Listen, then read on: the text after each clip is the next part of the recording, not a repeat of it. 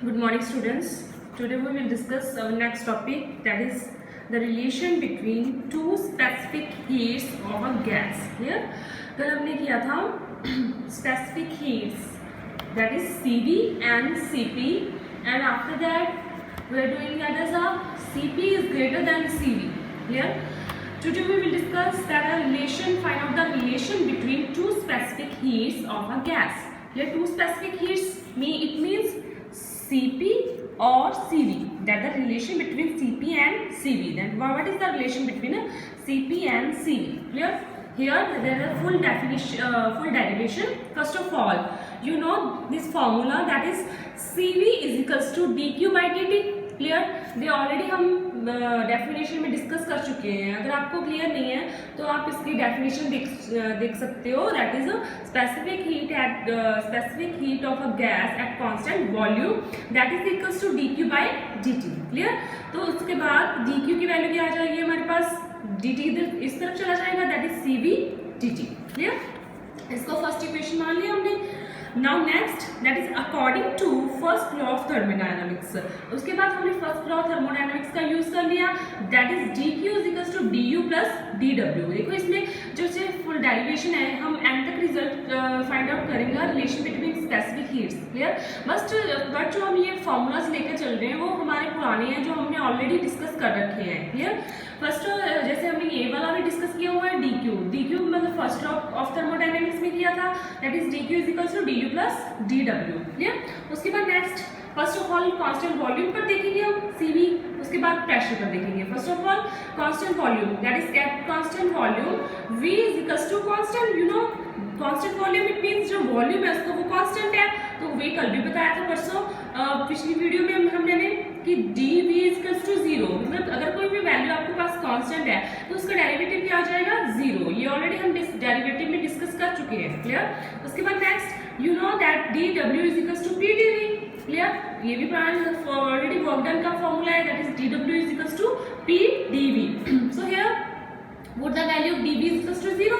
तो यहाँ पे हम 0 वैल्यू फिल करेंगे dV की, तो आपके पास वर्क डन कितना आ जाएगा. So dW is equals to 0. 0 into something, that is 0. Clear?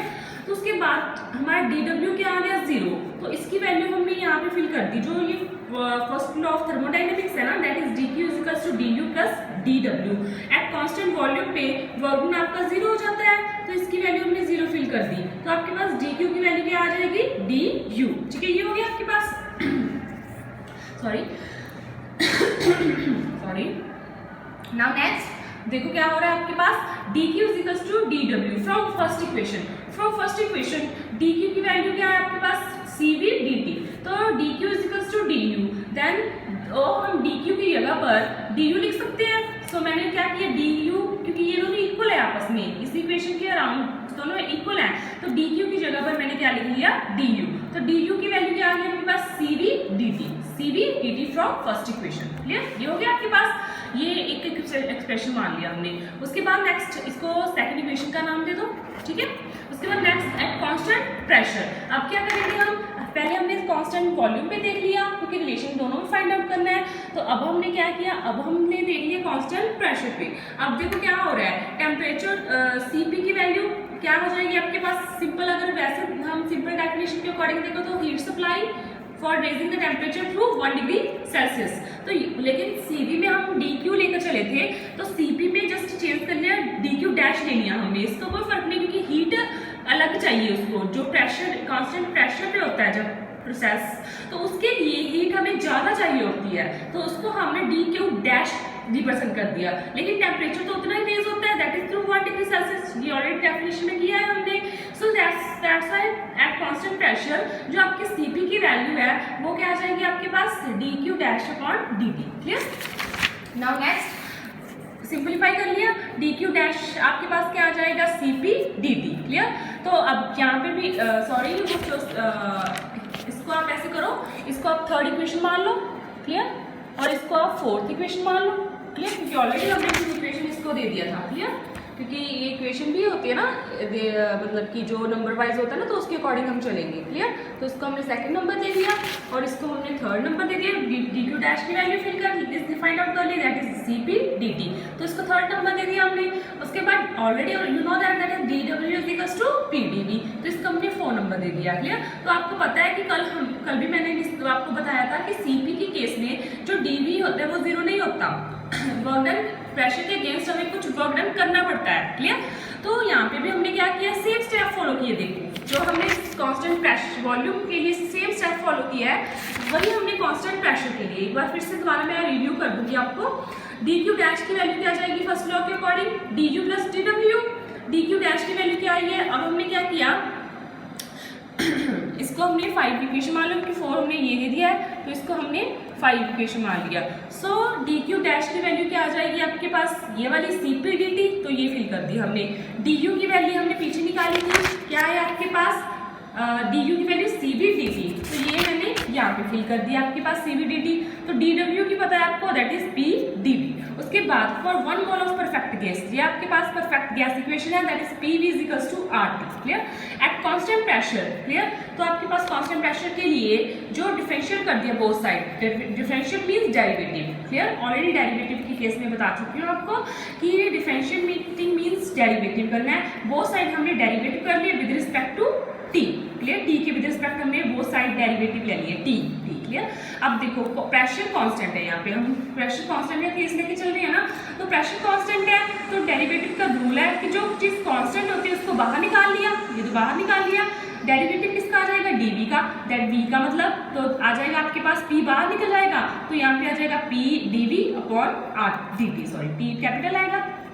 उसके बाद यहाँ पे देखो आर कांस्टेंट है, ऑलरेडी हमने बाहर निकाल लिए। ठीक है? तो बाहर निकाले जैसे यहाँ पे निकाला था, पी कांस्टेंट है, ये ऑलरेडी सारे रूल जो है वो मैंने आपको डेरिवेटिव वाले कंसेप्ट में करवाए थे सारे। क्लियर? तो अभी फिलहाल यहाँ पे सिंपल देख लो, तो आर कांस्टेंट निकाल लिया हमने, अंडरस्टैंड कर लो सिर्फ। तो यहाँ अंदर आ जाएगा आपके पास D V upon D T. तो आपको टी का डेरिवेटिव करना है विद रिस्पेक्ट टू टी, आप फॉर्मूले से भी देख सकते हो, तो सिंपल भी देखते हो, ये कट जाएगा तो वैल्यू आ जाएगी आपके पास 1। क्लियर? तो आपके पास क्या जाएगा, सिर्फ आर रह जाएगा इस तरफ। ठीक है? तो मैंने उसके बाद क्या किया, पी डी वी, डी को इस तरफ ले गई, तो डी टी को इस तरफ ले गई, तो क्या बन जाएगा आपके पास, P D V is equals to R D T, इस तरफ चला जाएगा तो डी टी। क्लियर? तो अब यहाँ पे हमारे पास पी डी वी की वैल्यू भी आ गई, तो वो वाली वैल्यू यहाँ फिल कर दो फिफ्थ इक्वेशन में। क्लियर? जो फिफ्थ हमने इक्वेशन ली थी, जो जिसमें सारी वैल्यूज फिल की है हमने, P V D P D V है ना यहाँ पे, तो इसकी जगह पर हमने फिल कर दिया are D T, are D T. ठीक है? तो ये बन गया आपके पास, यहाँ पे 5 लिखेंगे क्योंकि हमने 5 इक्वेशन का नाम दे दिया था उसको। तो अब यहाँ पे देखो D T D T D T, जो डी टी है इन दोनों में से कॉमन निकाल लिया, डी टी को कॉमन निकालेंगे तो अंदर क्या रह जाएगा, सी वी प्लस आर, इस तरफ भी डी है, डी टी से डी टी कैंसिल हो जाएगा आपके पास, तो आपके पास सी पी की वैल्यू क्या आ जाएगी, सी वी प्लस आर। तो आपके पास ये रिलेशन आ गया, that is the relation between C P and C V. तो यहाँ से क्लियर हो रहा है आपको, तो Cp की वैल्यू किसके इक्वल आ गई, Cv प्लस आर। ये वो भी हमने कल वाले कंसेप्ट में भी किया था कि जो Cp की वैल्यू होती है वो ग्रेटर देन होती है Cv से। यहाँ हमें रिलेशन से भी फाइंड आउट हो रहा है, क्योंकि अब देखो यहाँ पे Cp में कुछ प्लस हो रहा है, तो ऑब्वियस है इसकी वैल्यू तो बढ़ी जाएगी ना, अगर रिलेशन के अकॉर्डिंग भी देखें हम सिंपल वे में से। कंसेप्ट तो मैंने कल बता दिया था ना आपको कल वाली वीडियो में, लेकिन यहाँ पे अगर वैसे कंसेप्ट वाइज देखें तो Cv में कुछ प्लस हो रहा है तो इसकी वैल्यू तो इंक्रीज ही हो जाएगी ना। ऑब्वियस अगर इसमें हम कुछ भी प्लस करेंगे, मान लो सपोज करवा रही मैं आपको कि यहाँ की वैल्यू मान लो 5 है, तो 5 में कुछ प्लस हो रहा है तो ऑब्वियस है तो Cp की वैल्यू जैसे इंक्रीज ही हो जाएगी, चाहे पॉइंट कुछ इंक्रीज हो तो इंक्रीज हो जाएगी। क्लियर? तो ये है आपका relation between Cp and Cv, that is the two specific heats of a gas. Clear? एक बार फिर से ओवरव्यू देख लो आप। ठीक है? अगर आपको खुद को डेरिवेटिव करना है,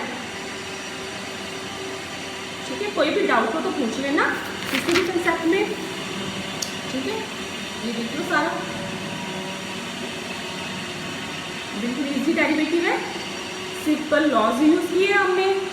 पहले कांस्टेंट प्रेशर के लिए वॉल्यूम के लिए कर लिया, तो इसके बाद कांस्टेंट प्रेशर के लिए कर लिया। ठीक है? Okay, thank you.